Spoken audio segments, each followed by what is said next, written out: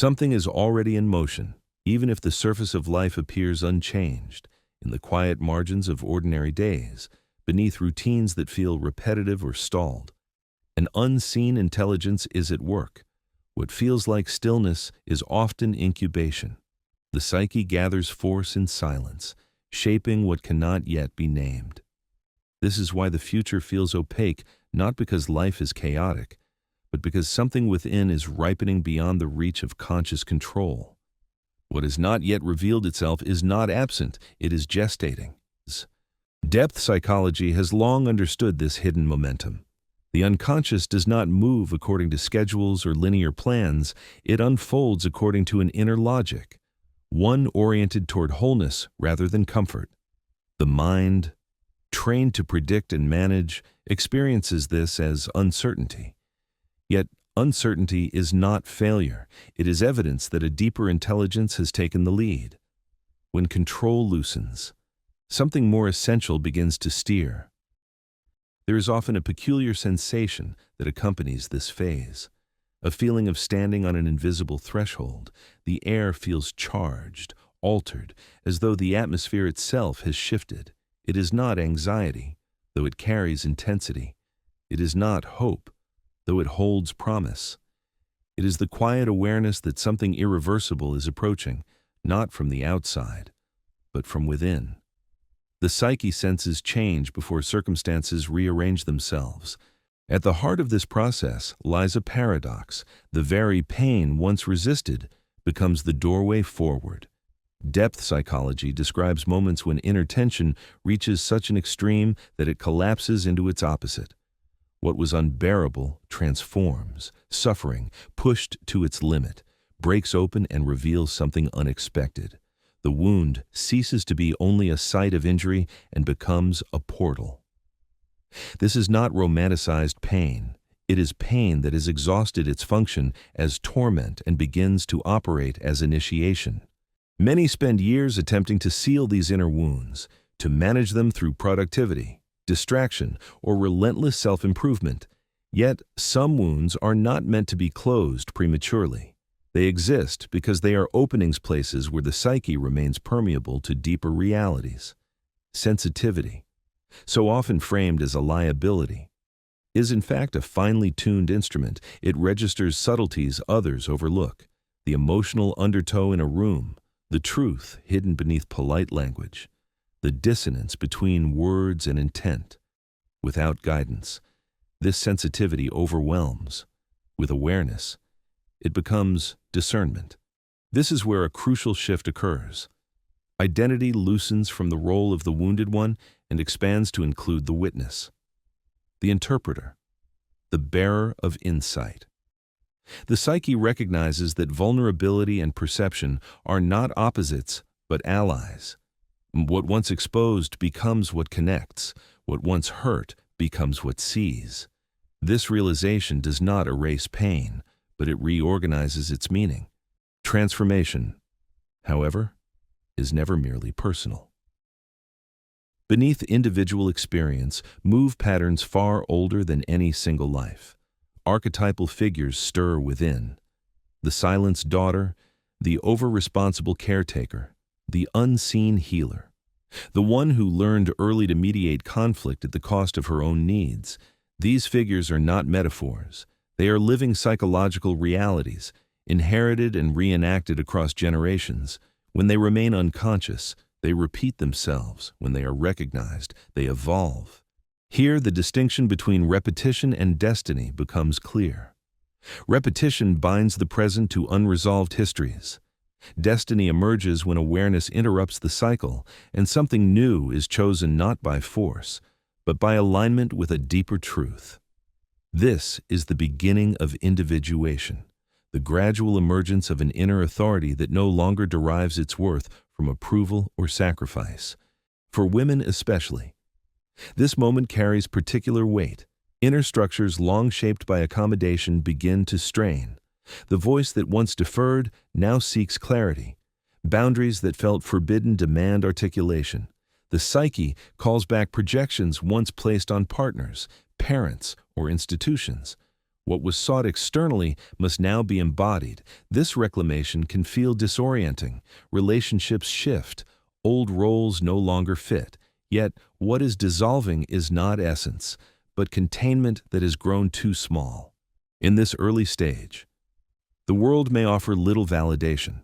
External life often lags behind internal change. Yet, subtle confirmations appear. A book surfaces at the precise moment it is needed. A conversation mirrors an unspoken realization. A memory returns with new meaning. These moments are not coincidences, but correspondences, signs that inner movement is beginning to reflect itself outwardly. What is underway does not require acceleration. It asks for attention. The task is not to force understanding, but to remain present as meaning assembles itself. The psyche knows the way forward, even when the conscious mind does not. And the fact that the path cannot yet be seen is not a flaw in perception. It is the sign that something deeper has taken responsibility for what comes next. As this inner movement deepens, a subtle reorganization begins beneath awareness. What once felt like chaos reveals itself as a quiet intelligence at work, sorting and reshaping from below the threshold of conscious thought. The psyche does not dismantle without purpose. It clears space with precision, loosening attachments that once provided safety but now restrict growth. What feels like loss is often the psyche reclaiming energy that has been bound in outdated identifications. This phase is frequently marked by withdrawal. Old conversations lose their vitality. Familiar dynamics feel strangely hollow. There is less tolerance for pretense, less patience for roles that demand self-erasure. This is not cruelty or indifference. It is the nervous system responding to a deeper recalibration. What once could be endured now registers as misalignment. The soul signals its limits, not through dramatic declarations, but through fatigue, disinterest, and an unnameable refusal. At the center of this process stands the unconscious, working with material far older than conscious memory. Personal history intertwines with collective inheritance. Emotional responses arise that seem disproportionate to present circumstances, grief without a clear source, anger that flares unexpectedly, longing that cannot be satisfied by any external object. These are not psychological errors, they are residues of unresolved experience carried through generations, now seeking resolution through awareness. The psyche does not distinguish sharply between personal and ancestral. It carries imprints of what was never spoken, never grieved, never integrated. When these layers surface, they do so through the individual life, asking not for analysis alone, but for acknowledgement. To feel them fully is not to be consumed by them. It is to allow what was once fragmented to move toward coherence. Shadow material gathers here. Traits once judged unacceptable assertiveness mistaken for selfishness. Desire labeled as danger, anger deemed unfeminine return with insistence. Repression has a limited lifespan. What is denied eventually demands recognition, often through symptoms or crises. Yet within the shadow lies vitality. The energy used to keep these aspects buried becomes available once they are consciously integrated. This confrontation with the shadow is not about indulgence or moral inversion. It is about reclaiming wholeness. The psyche seeks balance. When one side of the personality has been overdeveloped, its opposite emerges with force. Excessive compliance gives way to aggression. Relentless strength collapses into vulnerability. These compensations may feel disruptive, even alarming, but they serve a regulatory function. They aim not to punish, but to restore equilibrium. During this period, identity becomes fluid. The image held up to the world, the persona, begins to crack. What once functioned as protection now feels constricting. The social mask, necessary in earlier stages of life, loses its relevance. It no longer aligns with inner reality. This dissonance produces discomfort, but it also signals readiness when the mask feels unbearable even in solitude. The psyche announces that its usefulness has expired. This dissolution can be frightening. The persona provided orientation. Without it, there's a sense of standing without familiar coordinates, yet beneath the mask lies something more resilient and authentic. The true self does not perform. It responds. It does not seek approval. It seeks expression. The transition from persona to authenticity is not instantaneous. It unfolds through uncertainty, missteps, and moments of profound loneliness. Loneliness, in this context, is not abandonment. It is a temporary suspension of external validation. The psyche withdraws attention from the outer world to complete its inner work. This withdrawal often coincides with a period of emptiness, a desert phase where meaning seems scarce and direction unclear. Yet deserts are not voids. They are spaces of purification. What remains after excess is stripped away, reveals what is essential. In this emptiness, something new begins to assemble, not through effort but through receptivity. The psyche prepares future orientation long before action becomes visible. There is a shift in internal frequency, subtle but decisive. Life may look unchanged from the outside, yet inwardly a line has been crossed. Old patterns lose their gravitational pull. New possibilities, though still unformed, exert a quiet attraction. This is the moment when self-worth detaches from performance. The need to prove diminishes. Approval loses its currency. There is less urgency to explain or justify. What emerges instead is a growing allegiance to inner truth. This allegiance does not isolate. It clarifies. It establishes boundaries not as defenses, but as expressions of self-respect. The child self, long adapted to survive through compliance or invisibility, begins to surface. This aspect does not require fixing. It requires witnessing. To be seen without dismissal or correction allows its emotional reality to integrate into the adult psyche. Grief acknowledged becomes wisdom, rage honored becomes discernment, longing accepted becomes direction. Forgiveness often arises here, not as moral obligation, but as energetic release. The past loosens its hold when emotional charge dissipates. Memory remains, but it no longer dictates behavior. The psyche frees itself from old contracts, reclaiming vitality once spent on resistance. This stage does not announce completion. It marks deepening. The work continues beneath awareness, assembling what will later take form in choices and circumstances. What matters now is not certainty, but presence. Attention becomes the bridge between unconscious preparation and conscious participation. As this inner allegiance strengthens, a new orientation quietly takes hold. The psyche no longer organizes itself around fear of loss or hunger for validation. Instead, it begins to follow an internal axis, one that does not shout for attention, but steadily asserts its authority. This is the movement toward the self, not the egoic identity shaped by roles and expectations, but the deeper center that holds contradiction without fragmentation. It is here that individuation ceases to be an abstract idea and becomes a lived psychological necessity. This phase is often misunderstood because it does not arrive with external rewards. There may be no immediate confirmation that the inner work is working. In fact, life may temporarily feel more stripped down than before.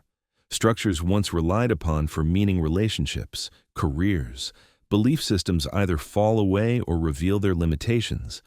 Yet what appears as dismantling is actually refinement. The psyche discards what no longer resonates with its emerging truth. At this depth, resistance takes subtler forms. It is no longer the obvious fear of change, but the quieter discomfort of freedom, without the familiar constraints of old identities. The question arises, who is one without the need to please, perform, or endure? This question carries both terror and possibility. The psyche hesitates not because it is weak, but because it senses the magnitude of what is being asked. To live without false guarantees requires courage of a different order. Here, the tension between control and surrender becomes acute. The ego, trained to manage outcomes, struggles to accept that the most significant movements cannot be commanded. Yet, surrender in this context is not passivity. It is active participation without domination. Awareness replaces force. Listening replaces planning. The psyche invites cooperation rather than compliance. During this time, synchronicities often intensify. External events begin to mirror internal shifts with uncanny precision, encounters, symbols, and seemingly chance occurrences align with inner themes. These are not magical interventions, but psychological correspondences. When inner conflict resolves into clarity, the outer world responds by reorganizing itself accordingly. The psyche speaks in images long before it speaks in facts. Ancestral material may surface again, but now it is met differently. What once felt like an unbearable inheritance reveals its hidden potential. Each generation carries unfinished business, but also latent gifts. The task is not to erase the past, but to metabolize it. Transformation occurs when loyalty shifts from repetition to integration. To honor one's lineage does not mean reenacting its wounds. It means transmuting them into consciousness. Shadow integration deepens here. The parts once feared for their intensity begin to find expression without destructiveness. Anger becomes clarity. Desire becomes creativity. Power becomes presence rather than control. The psyche no longer needs to erupt to be heard. It has found a voice. This is also where the fear of one's own magnitude often emerges. It can feel safer to remain wounded than to risk being whole. Woundedness provides familiarity and a certain moral innocence. Wholeness demands responsibility. To embody one's depth, sensitivity, and insight requires standing without apology. This prospect can be more frightening than suffering, because it removes excuses and exposes potential. Yet the psyche moves toward wholeness regardless of resistance. It is oriented toward completion. This does not mean perfection, but integration. All aspects are invited to the table: strength and vulnerability, wisdom and confusion, light and shadow. Nothing essential is excluded. The psyche seeks not purity, but coherence. In this stage, relationships transform again. Some fall away entirely, unable to accommodate the emerging authenticity. Others recalibrate, shedding old dynamics and forming new ones, based on mutual recognition rather than projection. This sorting is not judgment, it is resonance. What no longer aligns naturally drifts out of orbit. There is often grief here, subtle but persistent. Grief for lost versions of the self, for paths not taken, for years spent surviving rather than living. This grief is not pathological. It is the psyche honoring its own history. When fully felt, it clears space for gratitude, not for suffering itself, but for the resilience that carried one through it. Gradually, a new steadiness emerges. It is not certainty about the future, but trust in the process. The psyche reveals its reliability through experience, time and again. What felt like breakdown revealed itself as reorganization. What felt like ending opened into deeper truth. This experiential knowledge replaces blind faith with earned confidence. The journey does not conclude here. Individuation has no final destination. It unfolds in cycles, each deeper than the last. But something fundamental has shifted. The center of gravity has moved inward. Life is no longer lived as reaction, but as response. What comes next will not look as imagined. It will not conform to old ideals or borrowed definitions of success, but it will be correct. It will carry the unmistakable signature of authenticity. And when it arrives, there will be recognition, not excitement alone, but a quiet knowing that this, at last, is aligned. What stabilizes after this inward shift is not certainty, but a new relationship to uncertainty itself. The psyche no longer treats the unknown as a threat to be conquered. It becomes a field to be entered with attentiveness. Mystery ceases to feel hostile. It becomes participatory. Life is experienced less as a problem to solve and more as a dialogue to be engaged. This is where acceptance distinguishes itself from resignation.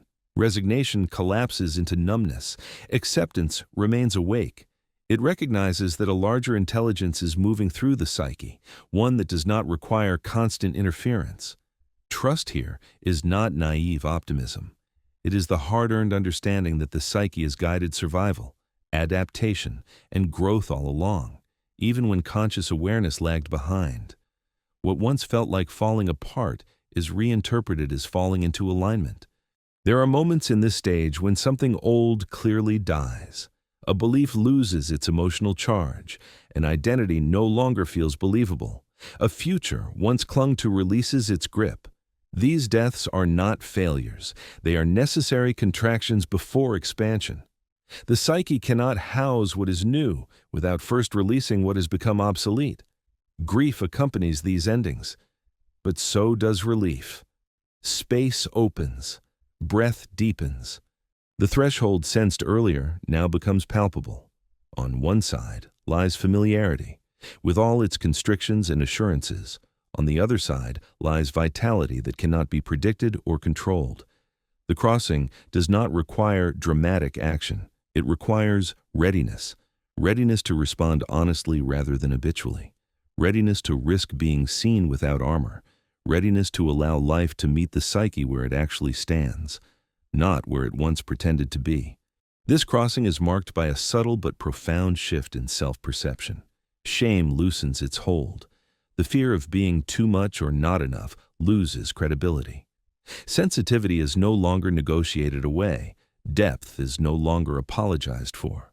The psyche recognizes its own magnitude and stops shrinking to fit external expectations. This recognition is quiet. It does not inflate the ego.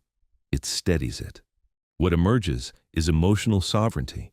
Feelings are no longer outsourced for validation or suppression. They are experienced as information rather than verdicts. Boundaries form naturally, without aggression. Choices align with inner truth rather than external reward. This is not withdrawal from the world, but a more grounded participation in it. The fear of one's own power often surfaces here one final time. Not power as domination, but power as presence.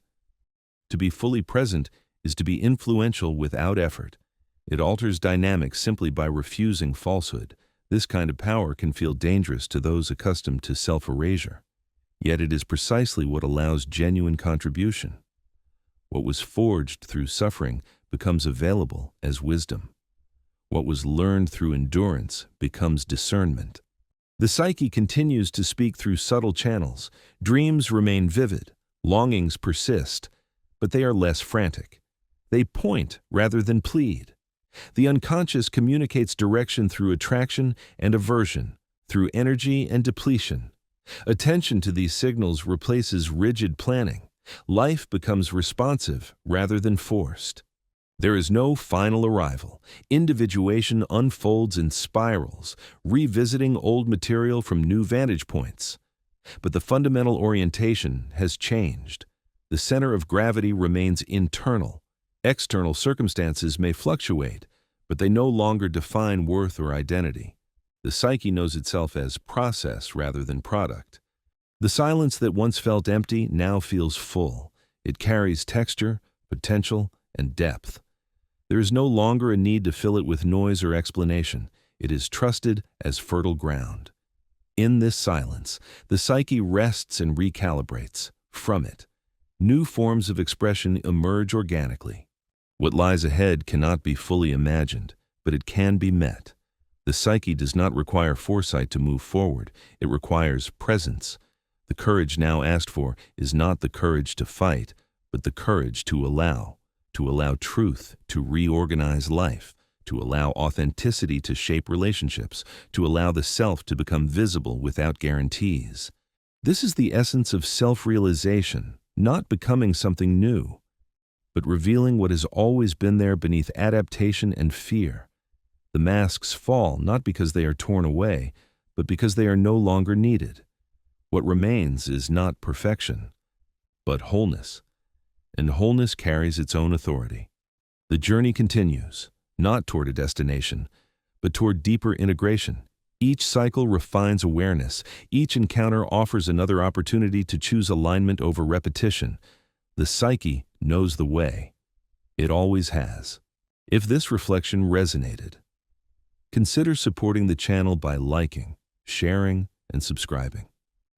Join the conversation by leaving a comment about what your own inner process has been revealing lately. In that shared witnessing, understanding deepens and the path becomes less solitary.